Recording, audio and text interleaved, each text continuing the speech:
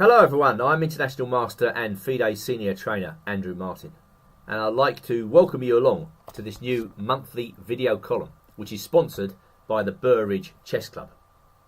Every month I'm hoping to present something to you which you're going to find entertaining. The column might be topical, it might be instructional, it may be theoretical, but at every turn I'm hoping to show you something which you're going to like. And this first column, I think, is rather intriguing. We're going to look at an old variation of the Max Lange Attack, which I believe could prove a devastating surprise weapon in your hands against an unsuspecting opponent. This is exactly what happens in our featured game, which is actually a Grandmaster game, which comes from the Khanty-Mansiysk Olympiad played in 2010, between Nigel Short, who needs no further introduction, Grandmaster from England, and the tremendously strong GM from France, Laurent Fressinet, grade 2718. I should mention at this point that Short is actually renowned for his use of antique ideas. He borrows ideas, even sometimes from the 19th century, in order to introduce the element of surprise into his games. And that's exactly what happens here. Now, lest you think that a Super GM game is not going to be suitable for club players, well, you're quite wrong, because the opening variation that Short uses is frequently adopted in club players' games, and it's the famous Max Lange Attack. But we have a new twist in mind. Now, the opening variation is itself interesting because Fressinet plays bishop to c5, and he was clearly intending to play against the Evans Gambit in this game. I mean, Short has actually played b4 quite frequently, with excellent results, but he probably doesn't do it here because he thinks that Fressinet has spent the whole morning preparing for the game, so he wants to sidestep the opponent's preparation. Therefore, he castles. Quite an unusual move because, well, White normally plays c3. But as I say, Short has something direct in mind, and after knight f6, he goes straight through with the move d4. Now, funnily enough, Black's best move is supposed to be to take with the bishop. I mean, we can't look at everything here, but suffice it to say that after that, White gets some attacking chances by taking the bishop off and then following up with f4. I may feature this in a future column, but I want to go back to d4, let Black take with a pawn, which is what the French GM did. And now e5, d5 introduces the famous Max Lange Attack. Well, this stuff is as old as the hills. I mean, they were playing this 100 years ago, you know, and it's thought that in the main line, where White takes on f6, Black takes on c4, now White goes rook e1 check, there's little left but to be discovered. I mean, you can look at the theory books and you're going to find variations stretching to move 20, 25 and beyond. But this is where the game gets interesting, as after d takes c4, Short took on g7 immediately.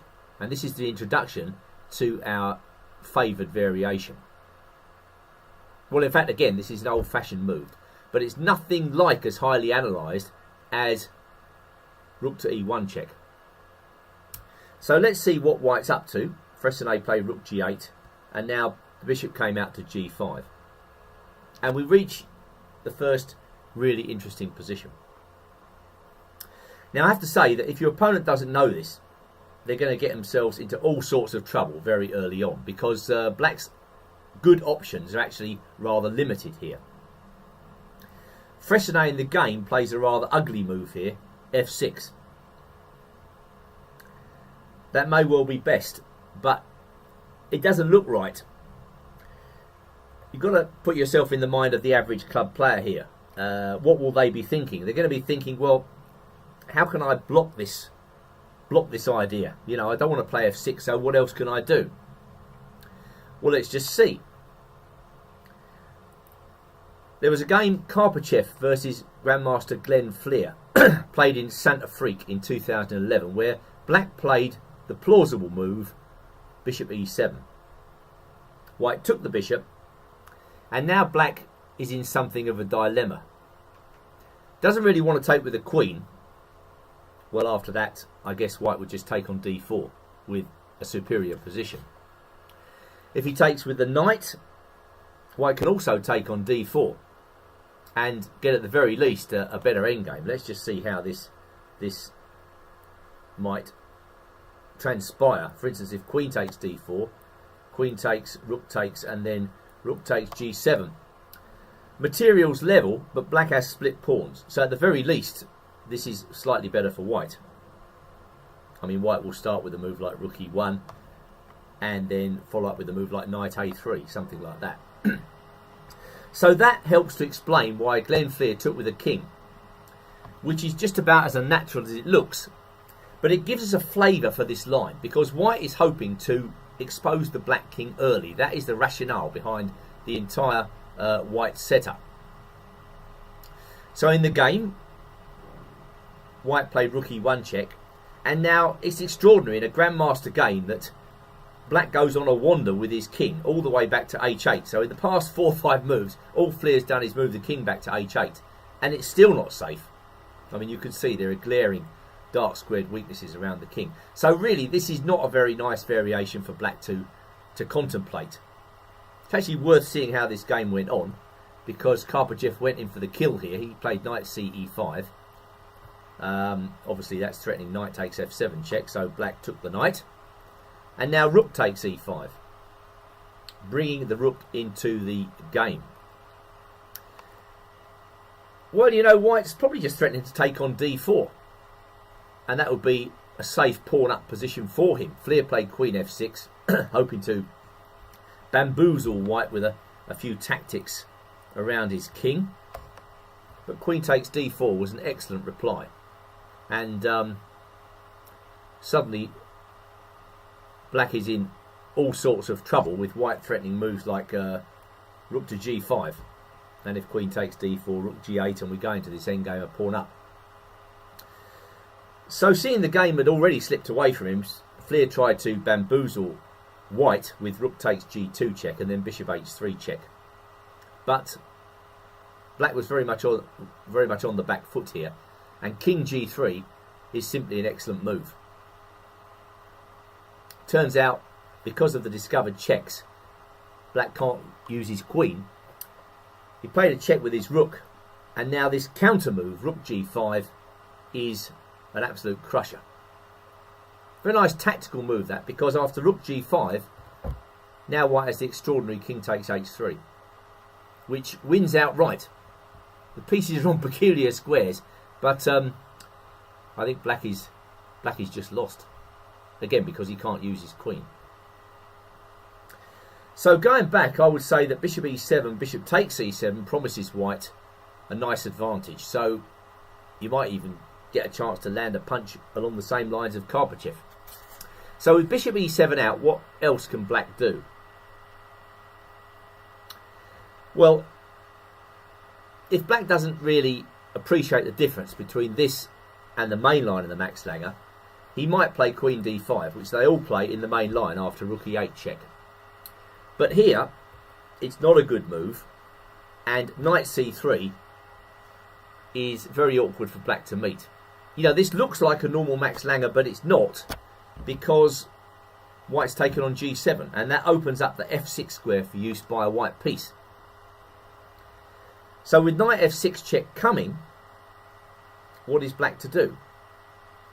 There was a game, Druska versus Svana, Slovakia 2013, where black played rook takes g7, and now white played an immediate crusher, knight to h4. Very easy to miss that move, and after it, black is completely lost. He can't defend against all the threats.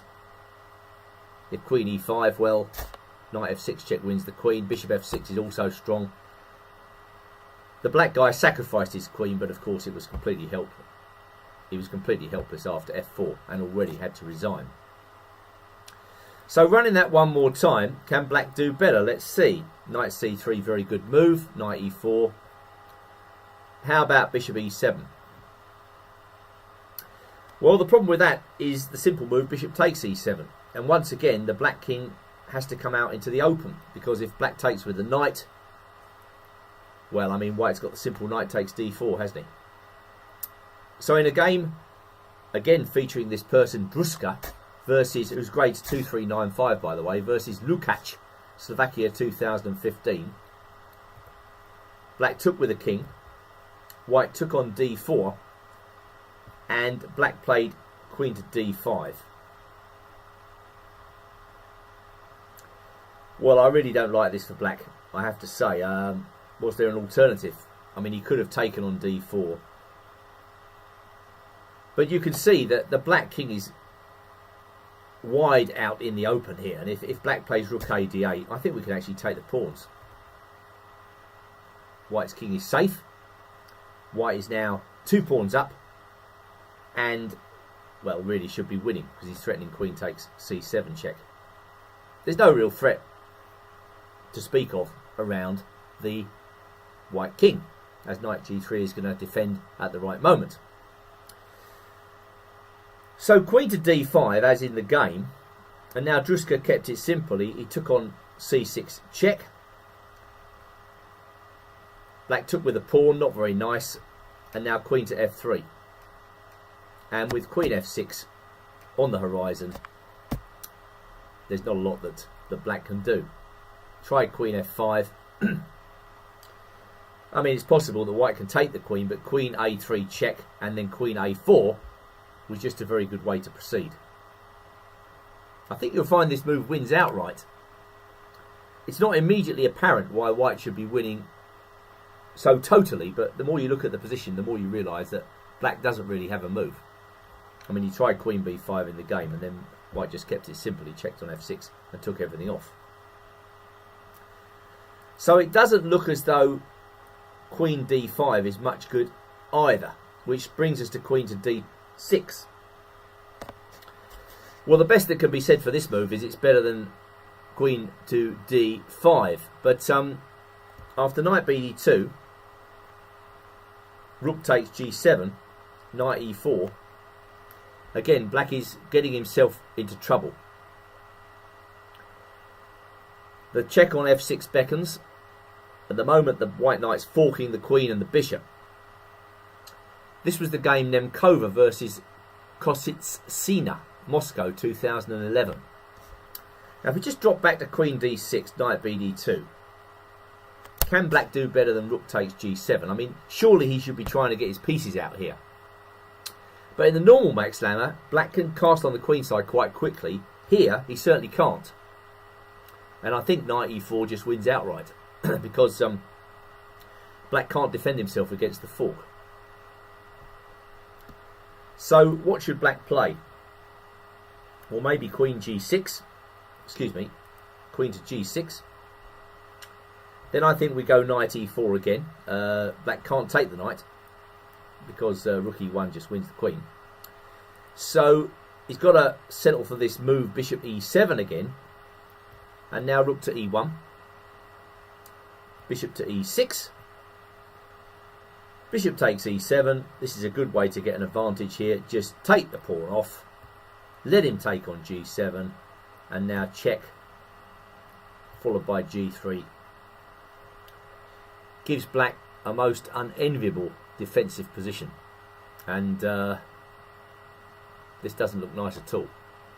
So maybe queen d6, knight bd2. He's got to take on g7. Knight e4. And in this game, Nemkova versus Kositsina, black played queen to g6. Relying on the tactic knight takes bishop h6. But you can't help but feel, you know, white should be much better here. There must be a way, you've just got to find it. And in the game, white did find it. She played check and then rook e1, threatening queen e8 mate. Black developed the bishop, and now bishop f4. Queen to h5, black still thinks she's on the board, threatening both the white knights. Queen takes c4. This is devastating because what black's overlooked, of course, is that bishop takes f3 is answered by knight d7 check. And if king g8, knight f6 check is a crushing fork. All the way along the line in this variation, it seems to me black gets into trouble because of the exposed king. Well, white played knight e5 in the game. Another nice tactical idea. Black took it. White took back with the bishop. I mean, it should be visible to the naked eye that actually black's losing material here. Black took on c5, white took on g5, and the rest of the game was a bit of a wrap-up, a rather easy wrap-up, where black fails to realise she's actually a rook down here, plays on for a few more moves, threatens mate, no such luck. Black resigned. So no queen d6 either, which doesn't leave us with very much, to be absolutely honest. Hence Freycinet's move, and this will bring us all the way back to our main game, f6. Well, Nigel gave a check, king to f7, and now one of the key moves of this line, bishop to h6. It's very important for white to maintain that pawn on g7, because not only the black rook is stifled on g8, you know, that pawn could be used to help white checkmate black. For instance, white may be already threatening knight to g5 check, followed by queen to h5 check. So black has got to deal with that threat. Let me just take away these arrows. Well, of course, in the game, Freycinet played an amazing move, king to g6. You know, not many club players are going to want to play that, but it may well be the only move in this situation. Obviously, if black tries a move like rook e8, that is possible, but it may well run into knight g5 check. If queen to d7, and this is an interesting line, rook to e4 is very strong indeed. White just concentrates here on development and putting his pieces on menacing squares. At every stage, you know, the roof is threatening to cave in with knight g5 check. If black takes, white recaptures, and now black plays bishop e7, we can play queen e2. This is my analysis with the help of Deep Fritz 14. Black plays b5 here. Now finally we get the chance to strike at the light squares with knight h4. And there's an extraordinary tactic coming up as black moves in to stop the check on h5. What about this? A devastating counter here. g8 equals queen, a brilliant move. If king takes, we go knight takes f6 check, followed by mate. And if queen takes, queen h5 check is very strong, giving white what to me looks like a devastating attack. So, king g6 by Freycinet, on with the game. Nigel protected his bishop, and black centralised the queen.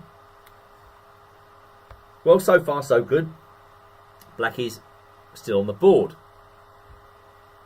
Nigel gave a check on h4. King to f7. Well, this is all a question of instinct, isn't it? Amazingly, the machines are showing me that king h5 is black's best move. But as you can see, even a 27-18 player doesn't find that move, because instinctively a human being, you know, walks away from that type of move.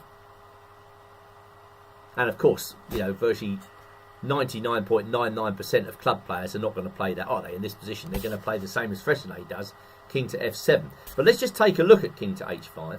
I mean, really, if this is the best that black's got in this line, then, you know, I don't give much for his chances. After that, I think h3 is a good move. And if bishop d6, stopping queen f4, we just creep out with our queen. Let him take the knight, and now we're going to play knight c3. That's the point of queen d2, to threaten this move. And if queen f7, now queen to d1 is a strong move, threatening rook e4. And if f5, we have knight e4, again with what looks to me like a devastating attack. The computers maybe think that black can hang on in this line, but who wants their king on h5? So king f7 by Freycinet, and now Nigel brings up the reserves. The knight comes to d2 and then up to e4. Black takes on h4, white takes on c5, and the king returns to g6 just to get rid of that blasted bishop, so that the rook can take on g7. But it's the exposed black king that is the problem. This means that black can't really coordinate his pieces. He can't get a concerted attack together because his king is so vulnerable. And so over the next couple of moves, all Nigel does is try to open up the game for his attack. b6 was answered by knight e6. Black was probably delighted to take it, but it introduces a new wave of attack here after queen e3, rook e8, and now queen e4 check. The king went to f7. White played g3. Black played d2, clutching at straws. Nigel is not to be denied. Queen takes c4.